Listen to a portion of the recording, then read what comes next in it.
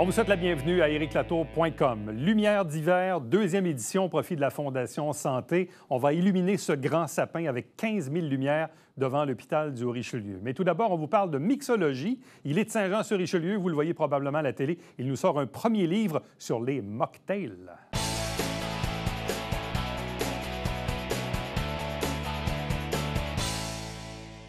Il est mixologue. Il est issu de la région de Saint-Jean-sur-Richelieu. Il vient de lancer un livre, Recettes sans alcool et sirop maison. Maxime Boivin, on parle de mocktail. Maxime Boivin est avec nous. Bonjour et bienvenue. Merci de l'invitation. Tu pensais-tu devenir mixologue un jour? Moi, j'ai toujours...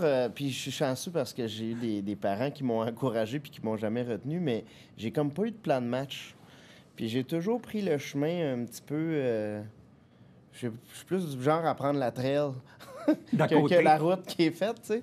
Fait que non, je pensais pas devenir mixologue, mais en même temps, c'est ce qui m'a toujours allumé. Tu sais, quand tu trouves une petite job-in, moi, c'était bartender.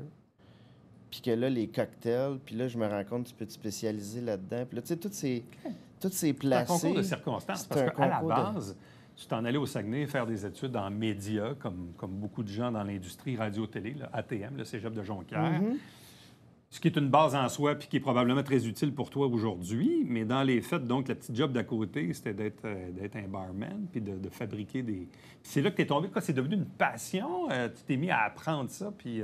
Moi, je suis un geek quand je tombe passionné sur quelque chose. Là, que j'ai tout lu, tout regardé les vidéos, puis on parle de ça, là, je travaille avec quelqu'un qui vient de la région aussi, Philippe Amann, qui m'a amené à distillerie, puis qui nous a stimulés à, OK, plus tu en apprends, plus je vais t'en donner. Ben, moi, j'ai été hyper réceptif, là, une éponge à cette époque-là, puis j'ai tout pris l'information, puis à un moment donné, je me suis dit, hey, cette info-là est en anglais, tu sais. Pourquoi il n'y en a pas en français? J'ai commencé à faire des vidéos. À l'époque, YouTube commençait, on n'avait pas toutes les plateformes, mais ça a donné que j'ai réussi à me placer puis à pouvoir jaser de cocktails. Puis c'est là que la passion est devenue, OK, le monde, il trippe. Puis j'aime ça parler de cette passion-là. J'aime ça parler de toutes les petites histoires que j'ai apprises autour des cocktails. Mais en même temps aussi, on a vu, on a senti une ouverture de la part du public. Parce que, bon, si on remonte dans les dernières décennies, les gens se sont ouverts aux microbrasseries, se sont ouverts après ça aux vins du monde. Aujourd'hui, il y a des producteurs locaux, on parle de cidre. Là, les gens s'ouvrent au cocktail, là, maintenant au mocktail. Donc, il faut que le consommateur ait aussi un degré d'ouverture pour essayer d'autres choses. Bien, tu sais, je pense que le chauvinisme québécois qui s'est installé dans les dernières années, c'est une bonne chose. Tu sais, on est fiers de ce qui se fait dans nos régions, puis on a hâte d'avoir de la visite ou d'aller en visite puis d'amener un cadeau d'hôtesse en donnant « Hey, telle bouteille qui vient de notre producteur qu'on connaît, nous, depuis des années. » Puis je pense que cette fierté-là a amené le fait que ces producteurs-là, c'est des producteurs de qualité. T'sais, on a du bon stock au Québec. Bien, ils sont victimes de leur succès. Hein? Oui, puis là, aujourd'hui, à ce temps, on peut amener des cadeaux d'hôtesse plus variés. Il y a eu une époque, là, je te confirme, là, pendant 5 ans de ma vie, là, les gens venaient chez nous et m'amenaient des bouteilles de Porto. Oui, c'est ça. Puis après ça, souviens-toi, là, ce qui a ouvert la porte au Québec, je pense, c'est les cidres de glace. On est devenus des spécialistes des cidres de glace. Ça, j'en ai reçu beaucoup aussi. Hey, mais des bouteilles de Porto, là, je te dis en dernier, j'étais plus capable. Tu sais, les petits kits de dégustation. 10, 20, 30 ans. Écoute, tu ne savais plus quoi faire avec les bouteilles de Porto. Finalement, c'est une mode qui a passé, ça. Quoi qu'un bon Porto, c'est très bon, mais un bon Porto. Mais une fois de temps en temps. Une fois de temps en temps. Mais tu sais, comme là, nous, on s'est vu il n'y a pas longtemps parce que la Fondation du Cégep tenait sa soirée Prestige qui était tournée sur le gin québécois. Ouais. Donc, tu es venu comme conférencier pour expliquer aux gens ce qu'on avait à déguster. Parce que ça aussi, le gin et des gins québécois, il y en a de plus en plus, là. Bien, le Québec, c'est un berceau de saveurs et d'aromates que je pense que les producteurs ont ouvert les yeux puis ont comme fait, attends, là, on est assis sur un champ de thé du Labrador, faisons quelque chose avec, tu sais. Il y a tellement de bons produits qui se font des produits bruts au Québec. Je pense que les distilleries d'un peu partout, puis fait le tour, là, sais, il y en a, la Gaspésie, mais non, mais le Saguenay, puis tu peux te promener à peu près n'importe où. Ici, dans le coin, on a la Terre à boire, À Saint-Blaise. qui fait de la bière vraiment bonne avec des produits locaux. Tu sais, je pense que ça fait en sorte que chaque micro-région devient fière d'un bout de produit, puis au bout du compte, ça crée une fierté générale de ce qu'on fait, là, tu sais. Avant, on fallait aller dans des SAQ spécialisés pour trouver des produits québécois. Maintenant, toutes les SAQ ont une Ouais. section produits du Québec, tu sais. Bon. En même temps aussi, tu sais, bon, la bière, certains diront que c'est peut-être majoritairement les hommes qui aiment la bière plus que les femmes. Quoiqu'il y a des femmes qui aiment la bière aujourd'hui. Le vin, c'est un peu la même chose aussi, mais encore là, je trouve que par rapport au cocktail ou au mocktail, est-ce que je me trompe ou pour les femmes, c'est aussi quelque chose d'intéressant de pouvoir arriver dans une réunion, dans un party, puis de pouvoir participer en buvant autre chose qu'une bière ou une coupe de vin? Moi, personnellement, je le vois pour tout le monde parce Ouais. que c'est sûr que, tu sais, je suis porté à le voir, je suis porté à en parler, les Ouais. gens m'en parlent, puis les gens, comme tu disais tantôt, ont une ouverture. Fait que, tu sais, j'arrive jamais à quelqu'un qui dit non, non, non, non, non, non, non. J'ai pas frappé de porte fermée, les gens Ouais. ont l'esprit ouvert. Femmes, hommes, je pense que les femmes sont, puis je généralise pas, là, mais je pense qu'ils ont une envie d'essayer des Ouais, trucs c'est ce que plus je pense, rapidement que certains. Mais en même temps, de l'autre bord, j'ai des gars qui ont arrêté de boire ou qui boivent moins ou qui, tu sais, peu importe la raison, puis qui me disent « Hey, les mocktails, c'est une bonne idée, j'aime ça. » Tu sais, j'ai pas senti qu'il y avait d'un bord ou de l'autre, là. Bon. En même temps, ces dernières années aussi, on t'a vu beaucoup et on te voit encore à la télé. Bon, Ricardo t'a donné un peu comme ta première chance. Ouais. Là, tu es à TVA, ça finit bien la semaine depuis plusieurs C'est années. ma 10e saison, là. 10 ans. Ouais. De jaser de cocktail.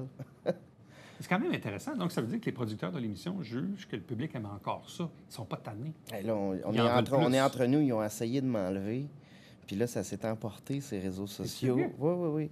Puis là, le public m'a acclamé. Ça a été bon pour mon écho, pour cette période-là, parce que... Puis c'est la télévision, c'est le show business, ça va vite, faut qu'ils essayent des trucs. Des fois, il y a des décisions qui se Tu veux essayer prennent. d'autres choses. Puis, tu sais, moi, je le sais que mon siège est éjectable, puis c'est pour ça que j'en donne le plus possible dès que je suis capable. Mais à ce moment-là, de sentir que les gens, hey, ce bout-là, on aime ça, on veut qu'ils reviennent, ça m'a fait sentir que, OK, ouais, ça enlève le sentiment d'imposteur un peu. Bon, il y a les cocktails, mais il y a les mocktails. Ouais. Parce que ça, c'est une autre affaire aussi. Il y en a qui n'aiment pas l'alcool. Il y en a pour qui ça ne fait pas. Il y en a qui, pour des raisons X, Y, Z, ont décidé d'arrêter de boire de l'alcool dans leur vie et ça leur appartient et c'est tout à fait correct. Mais en même temps, ces gens-là, quand ils sont dans un party, ils ne veulent pas se sentir comme à l'extérieur du groupe. Là. Bien, ça... On veut que ça soit inclusif. Absolument. Puis, il y a ça, mais il y a aussi le fait que je pense qu'on a, surtout dans les 2 dernières années, mais je vais te dire même plus loin que ça, dans les 5 dernières années, j'ai senti que les gens avaient un peu une rétrospection sur leur relation avec l'alcool. Ouais. Pas nécessairement tomber sur l'alcoolisme automatiquement. Puis, si vous avez un problème d'alcool, puis il y a de l'aide qu'on peut aller... Puis je le dis au début du livre, si vous avez trouvé une raison valable d'arrêter de boire, tant mieux, puis gardez-la. Puis si vous en cherchez une, trouvez-la. Puis, tu sais, il y a de l'aide pour ça, il y a des centres, il y a des... Mais de l'autre bord aussi, les mocktails, c'est pas réservé à ça. C'est pas réservé aux femmes enceintes puis aux gens qui conduisent. Moi, des fois, je consomme pratiquement plus d'alcool, mais je suis un amateur, j'aime ça. Bien, peut-être que de temps en temps, je vais me prendre une petite bière, mais après, je vais tomber sur des sans-alcool. C'est sûr qu'une couple d'années, tu sais, je ne cacherai pas que les premières bières sans alcool, c'était pas toujours bon. Il y en a des bonnes aujourd'hui. Oui. C'est comme j'ai été surpris. Je suis allé dans une dégustation de Centraide avant la pandémie à Saint-Hyacinthe où Norrois, qui est producteur, avait sorti un gin sans alcool. Oui. Honnêtement, je pas la différence. Non, ils ont C'est même des... incroyable. ils sortent, il y a tellement de sortes de produits aussi. Puis Norrois, c'en est un qui a poussé là-dedans pour arriver avec des produits de qualité. Mais de plus en plus, ils sont disponibles en épicerie, ils sont disponibles Tout à en fait. SAQ. Faut plus aller se déplacer pour aller chercher le produit. Ils sont là. Fait que essayez-le. Je vous dis, vous allez l'adopter. Mocktail, recette sans alcool et sirop maison. Qu'est-ce qu'on retrouve là-dedans? J'ai trouvé ça le fun de travailler sur des cocktails sans alcool ce que j'ai découvert dans le processus des recettes, c'est qu'en enlevant, pas les spiritueux, mais en défocusant sur de l'alcool, je focusais sur les ingrédients, sur les agrumes, sur les sirops, sur la longeur que je mets là-dedans. Puis c'est un peu ça que j'ai voulu expliquer là-dedans. Puis là, je fais mon pitch de vente. Là. Si jamais vous voulez essayer des cocktails avec alcool, là, 2 onces de gin dans un cocktail pas d'alcool, ça te fait un cocktail avec alcool. Là. C'est un Comment livre... je peux prendre la même recette. Si je veux de l'alcool, j'en rajoute. Ben, gars, moi, c'est un monde libre. Puis je suis ouais. je suis pas là pour dire aux gens, hey, il faut pas boire d'alcool. Je veux pas faire la leçon à personne. Mon but, c'est de montrer au monde que les cocktails, c'est le fun, qu'il y ait de l'alcool dedans ou non. Mais c'est des recettes que tu connaissais, que tu as découvert, que tu as travaillé, que tu as essayé. Bien, les gens me demandent ça a pris combien de temps à écrire le livre. Je leur dis à peu près 15 ans. C'est mon premier. Ouais. Fait que j'ai tout mis là-dedans. Là. J'ai mis les connaissances que j'ai récupérées depuis toute mon expérience. Puis moi, mon expérience, ça s'est fait à coup d'essai et erreur. Ce cocktail-là, il est bon. Celui-là, il est pas bon. Bon, ben, on va vers ça. Là, j'ai fait mes tests, j'ai fait mes expériences. Puis tout ça, ben, je l'ai mis dans un livre. La première partie du livre, c'est ça. C'est quoi que tu as besoin, c'est quoi les ingrédients de base, puis après ça, on tombe dans les recettes. Je feuillette pendant que je te parle, page 102, comme à la cabane.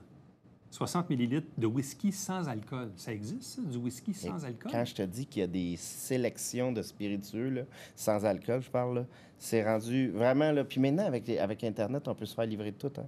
Fait que allez voir Alambica, qui est une belle boutique, qui en ont des produits à tonnes, des petites épiceries fines. Mais même ici, là, Pasquier, tiennent le HP Juniper... J'en nomme quelques-uns. Puis au début, je voulais pas nommer les compagnies parce que je voulais pas... Je pensais que ça serait compliqué. Puis après ça, je me suis dit non, ces compagnies-là ont besoin d'être mis de l'avant. Puis... Fait que t'as du rhum sans alcool, du gin sans alcool, du whisky sans alcool, quoi, tu dois avoir de la vodka sans alcool. Il y a même de l'absinthe sans alcool. Il se fait de tout. Puis tu sais, les spiritueux sans alcool, là, c'est produit avec la même expertise qu'un spiritueux avec alcool. C'est dans un alambic, c'est avec des aromates, c'est de la distillation ou de l'infusion où il y a différentes techniques, mais il y a un gros travail pour qu'on arrive à en faire un produit, un ingrédient à cocktail vraiment intéressant. Quand même. Donc, premier livre que tu as lancé il n'y a pas très longtemps, mais là, il est en librairie un peu partout. Là. Il est là. Comment on se sent quand on reçoit la première copie? Puis quand on va dans un magasin puis qu'on voit que notre livre est en vente sur une étagère. Je sors d'ici puis je m'en vais. Je ne l'ai pas encore vu, ces tablettes. Là, j'ai été occupé parce que je dois dire que le lancement, tu te dis « Ah, ça va bien aller, c'est fait. Ouais. » Le livre est fait. Non, là, je suis dans la vague. Je suis un peu sur mon nuage. Mais c'est vraiment un beau sentiment d'accomplissement. J'ai travaillé fort pour arriver où j'en suis. Puis là, d'arriver avec ça puis de me dire « Ouais, il est exactement comme je le voulais. » Bien, ça c'est une belle fierté. Est-ce qu'un jour, tu pourrais faire un livre aussi sur les cocktails? Ah oui. Ça viendra? Ça viendra le plus vite possible. Tu continues la télé? Je continue la télé. On continue à essayer de démocratiser le cocktail et montrer aux gens que c'est ludique, le fun et facile. Maxime Boivin, merci beaucoup. Félicitations. Donc, c'est un beau cadeau de Noël. Hein? Noël s'en vient. Donc, Mocktail, recettes sans alcool et sirop maison. Premier livre de Maxime Boivin. Merci beaucoup. Merci pour l'invitation. Restez avec nous, on vous revient après ceci.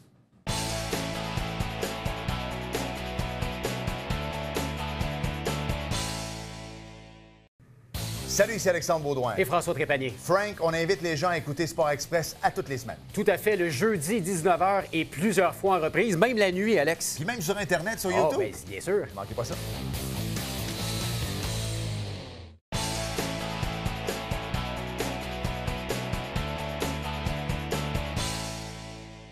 Illuminer la santé avec le sapin géant de 15 000 lumières à 5 $ chacune qu'on va installer devant l'hôpital du Haut-Richelieu pour une deuxième année au profit de la Fondation Santé Haut-Richelieu-Rouville, Lumière d'hiver. Deux invités pour en parler. D'abord, la directrice générale de la Fondation, Julie Coupal. Bonjour. Bonjour, Éric.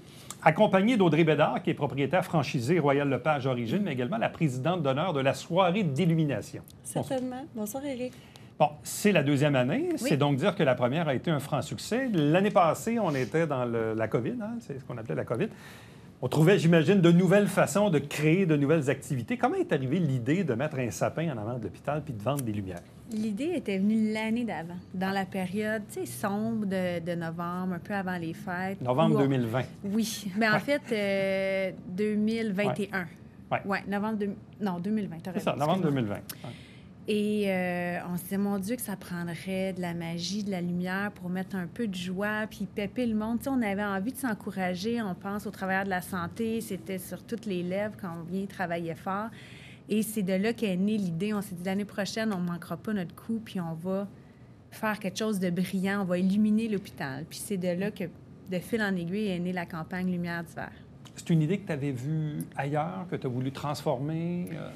Oui, bien, on connaît évidemment le grand sapin de Sainte-Justine. Ça se fait aussi à petite échelle ailleurs, un peu comme nous, là, dans la province. Donc, oui, on s'est inspiré de ce qui se faisait ailleurs pour faire notre propre mouture ici. Et d'autres se sont ensuite inspirés de nous aussi. Pour répéter. Parce que, bon, c'est ça, des bonnes idées, ça a été vraiment un succès. Donc, ça l'inspire aussi d'autres fondations. On fait référence évidemment à la COVID. COVID qui a empêché des fondations comme la vôtre de tenir des événements rassembleurs bénéfices parce qu'on ne pouvait pas se rassembler. Donc, il fallait trouver des idées novatrices. Il fallait être créatif. Hein? Oui, ça, bien, en fait, on voulait quelque chose de périn. Donc, tu sais, on a fait des initiatives ponctuelles comme, tu sais, des boîtes repas, des choses comme ça. Mais là, on était vraiment à la recherche de quelque chose qui pouvait continuer dans le temps, mais qui était COVID-proof. Donc, peu importe pandémie, la température, l'événement, l'activité. Et comment ça s'est passé l'année passée, donc, le bilan que vous faites de cette activité-là? Bien, on a fait presque 100 000 $ de profit net. Donc, évidemment, on aimerait bien franchir la barre cette année. Puis ça a été au-delà de nos attentes sur plein d'aspects. Tu sais, il y a l'aspect financier, évidemment. C'est une des raisons pourquoi on le fait. Mais on cherchait aussi vraiment d'offrir du soutien au personnel de la santé puis aux patients qui sont à l'hôpital durant la période des fêtes. Puis les témoignages qu'on a reçus, c'est vraiment atteint. On voulait aussi faire vivre le secteur de l'hôpital dans lequel on est. C'est une artère super achalandée où on sent peut-être un petit peu moins l'esprit des fêtes que dans d'autres secteurs de la ville. Encore une fois, les commentaires qu'on a eus étaient super positifs. Donc, c'était que du plus, puis ça nous a donné envie de continuer cette année. Bon, Audrey Bédard, quel est le regard que vous portez sur cette activité qu'on a eue l'an passé dans laquelle vous vous investissez cette année? L'illumination du sapin, pour moi, c'est une action qui est très concrète, je trouve. Comme Julie l'a dit, non seulement on amasse des fonds pour la Fondation, mais on vient soutenir, et de un, le personnel de la santé qui souvent font des longs chiffres, ils ont des horaires très, très chargés, ils sortent de l'hôpital, wow, comme c'est beau. Puis, on vient soutenir aussi visuellement et émotionnellement les gens qui sont pris avec une maladie. Donc, je trouvais que c'était vraiment une action qui était concrète. C'est le fun, c'est positif, ça met de la vie, ça amène l'esprit des fêtes, justement, comme elle dit, dans un secteur qui est un petit peu moins décoré ou joyeux. Donc, voilà. Bon. Est-ce qu'il y a des différences cette année pour la deuxième édition? Est-ce qu'il y a Ça va se ressembler beaucoup. Ouais. En fait, nous, on a consolidé un peu nos décors, là. On a réinvesti un peu pour rendre ça un peu plus... comment je dirais, solide. On avait des espèces d'arches qui faisaient un espèce de dôme, tu sais, où on marchait vers l'entrée de l'hôpital. C'était temporaire. Donc, cette année, avec notre partenaire Construction Richelieu, on a décidé de les faire de façon permanente. Donc, on va évidemment les habiller cette année pour Noël, comme on l'a fait l'année passée avec notre partenaire Carte Blanche, mais on va les garder là aussi au printemps, à l'été, à l'automne, puis on va les décorer selon les saisons. Est-ce que le sapin a été choisi, autrement dit? Est-ce que vous partez dans le bois avec une hache pour dire c'est lui qu'on prend? On a eu 5 choix de photos. Ouais. Et avec les partenaires avec qui nous aident à l'installation, là, on a fait le choix sur le sapin numéro 3. Okay. Il vient d'où? Il vient de East Hereford. Donc, c'est la plantation Beauloin. C'est dans quel coin, ça? C'est en Estrie, non? Oui, c'est collé sur les lignes au sud de lac Mégantic. C'est quoi la dimension du sapin? Il va avoir environ 35 pieds de haut. Est-ce qu'il est plus grand que l'an passé? À peu près la même chose. Oui, à peu près la même chose. On ne peut pas vraiment se permettre, étant donné qu'il faut le transporter, on d'aller. Quand? Il va arriver dans la semaine du 16 novembre. Donc, évidemment, on va faire comme l'année passée. Là, sur nos réseaux sociaux, on va montrer l'installation du sapin dans toutes ses étapes. Bon, peut-être nous expliquer, Julie, pourquoi vous avez invité Audrey à assumer la présidence d'honneur de la soirée d'illumination? Bien, on cherchait quelqu'un de très actif, tu sais, publiquement, donc quelqu'un dans le milieu des affaires, mais qui touche aussi évidemment au public, une mère de famille. Aussi, c'était important pour nous. Donc, Audrey étant maman de trois beaux enfants, je crois, propriétaire de plusieurs entreprises, on trouvait qu'elle était la personne parfaite pour incarner ce rôle-là, avec son dynamisme aussi, son énergie qu'on connaît. Donc, elle va nous aider à amener les gens à l'hôpital le 25 novembre. C'est elle qui va signer la lettre d'invitation, d'ailleurs. Invitation au grand public, mais avec quand même un nombre de personnes limité. Donc, il faudra s'inscrire pour être en mesure de réserver sa place, parce que, évidemment, l'année passée, avec la COVID, c'était très limité. Cette année, on peut ouvrir à plus de personnes, mais quand même, il y a un maximum là, qu'on peut accueillir. Bon, Audrey, quand on vous a approché, c'était quoi la réaction? J'ai été très émue, surprise, émue. J'ai accepté immédiatement, évidemment. C'est tellement... c'est un bel événement. C'est un événement qui est à la fois familial et rassembleur. On va accueillir aussi... papa et maman Noël lors de cette soirée-là. Il va y avoir des boissons chaudes, des distributions de bonbons, etc. Donc, je trouvais que c'était un événement, puis une cause qui venait vraiment me chercher. Avec les enfants, évidemment, on se compte tellement chanceux de pouvoir les avoir en santé. Donc, je me suis dit, let's go, on y va. J'ai été très émue de la proposition. Le sapin a 15 000 lumières. Oui. Environ, j'imagine? Oui. Bien, l'année passée, c'était 10 000, mais cette année, on en rajoute davantage. Bon, 15 000 lumières. Oui. Qu'on achète à 5 chacune. Oui. Bon, comment ça fonctionne pour les acheter? On va en ligne sur jedonnelumière.com. On peut acheter une seule lumière à 5 $. On peut acheter des lots de lumière à 25 $. Plusieurs entreprises, l'année passée, achetaient des lots de 100 lumières. Là, évidemment, on a tout un plan de reconnaissance qui vient avec ça. On fait briller les entreprises qui s'impliquent là, à hauteur de 100 lumières. Mais ce qui est vraiment intéressant, là, un des objectifs que je n'ai pas nommé tout à l'heure, mais qu'on a atteint l'année passée avec cette campagne-là, c'est de rendre ça accessible pour tous. Donc, c'est la campagne qui a fait le plus grand nombre de nouveaux donateurs à la Fondation. Donc, le nombre de personnes qui n'avaient jamais donné. Hein? Oui. Ce qu'ils sont capables de donner, eux, c'est 5, c'est 10, c'est 15, c'est 25, mais ils peuvent le faire. Puis les gens qui ont les moyens de donner davantage peuvent aussi le faire. Donc, c'est très rassembleur, puis ça permet vraiment de resserrer les liens de la communauté autour de l'hôpital. Puis on donne la chance aux gens d'écrire un message s'ils le souhaitent, qu'on utilise après pour le diffuser. Donc, on reçoit des messages super touchants d'encouragement pour des gens qui se battent. Il y en a beaucoup qui vont faire un don en mémoire de quelqu'un qui est disparu. D'autres, c'est pour remercier leur médecin, le personnel. Donc, vraiment, ça va... Pour chaque personne, ça a comme une signification différente, puis les gens, ils trouvent leur compte. Donc, c'est ça, Lumière d'hiver. Audrey, quel est le regard que vous portez sur, oui, l'hôpital, les services de santé, la Fondation, l'implication d'une communauté au travers de la Fondation pour ces établissements de santé? Bon, quand notre monde dans notre entourage va bien, mais un jour ou l'autre, on a besoin d'avoir des services. Bref, quel est le regard que vous portez sur la Fondation et nos établissements de santé? Le but premier, je pense, pour cette campagne-là, c'est de faire la rénovation de l'aile en psychiatrie, qui est un volet très important dans notre milieu de santé qui, parfois, on peut l'oublier. On va tous être aux prises avec la maladie un jour ou le départ de quelqu'un. Puis ma vision face à la Fondation au domaine de la santé, puis tout ça, c'est, je me dis simplement que on peut tous redonner. Comme je disais tantôt, c'est une action qui est concrète. Ça illumine le cœur des gens. C'est important de le faire. Puis j'encourage tout le monde à venir participer à cette soirée-là. Ouais. Est-ce qu'il y a une date limite pour acheter les lumières? La campagne a débuté le 1er novembre jusqu'au 31 décembre. Donc, jusqu'au 31 décembre. Oui. Donc, je donne lumière.com pour acheter les dites lumières, quoique la soirée d'illumination, elle, va se faire vendredi le 25 novembre. Tout à fait. À quelle heure? On attend les gens vers 5h30. Ensuite, il va y avoir quelques allocutions vers 18h et l'illumination va avoir lieu à 18h30. Et le sapin va rester illuminé combien de temps? Là... L'année passée, il me semble qu'il... C'était fin janvier. Là, on regarde peut-être pour la mi-janvier cette année, mais bon, c'est pas encore coulé dans le béton. Audrey faisait référence, évidemment, à ce projet au niveau des services de psychiatrie à l'hôpital du Richelieu. Où en est ce projet? Parce que ça fait quelques fois qu'on s'en parle. On est rendu à quelle hauteur dans l'échéancier de ce projet-là, disons? Bien, on est très heureux là, de pouvoir annoncer qu'avec la campagne Lumière d'hiver, quelques autres dons qu'on va aller chercher d'ici la fin de l'année, on va avoir terminé là, le financement de ce projet-là en 2022. On va pouvoir se concentrer sur d'autres projets par la suite. Au niveau de la réalisation du projet, vous avez peut-être vu passer dans les médias, l'appel d'offres qui a été fait a été annulé parce qu'il y avait un seul soumissionnaire. Le dépassement de coûts était trop élevé par rapport à l'estimation.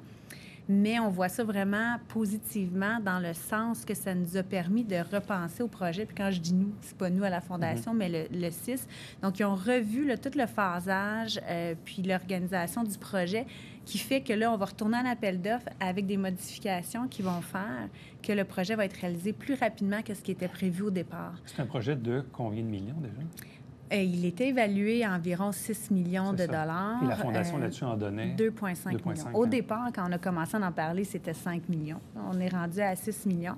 Le CIS va en profiter pour faire plein d'autres rénovations à l'extérieur du projet, comme le changement de fenêtre et tout ça. Donc, si on rajoute tout ce qui va se faire, c'est un investissement beaucoup plus important.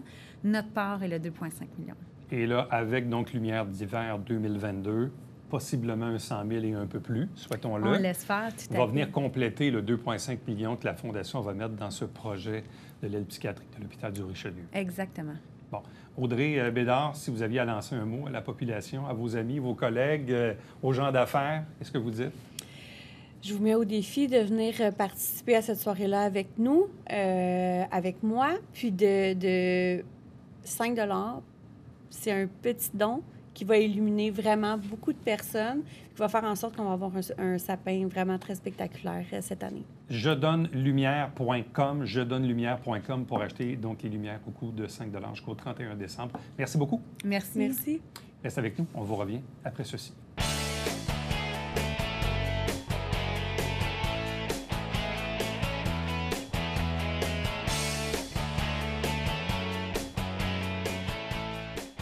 On est à préparer le gala SR à Saint-Jean-sur-Richelieu. Appel de candidature, je vous avais jusqu'au 27 novembre pour déterminer quels sont les bons coups culturels. Pour information, maculture.ca. À demain. Bye-bye.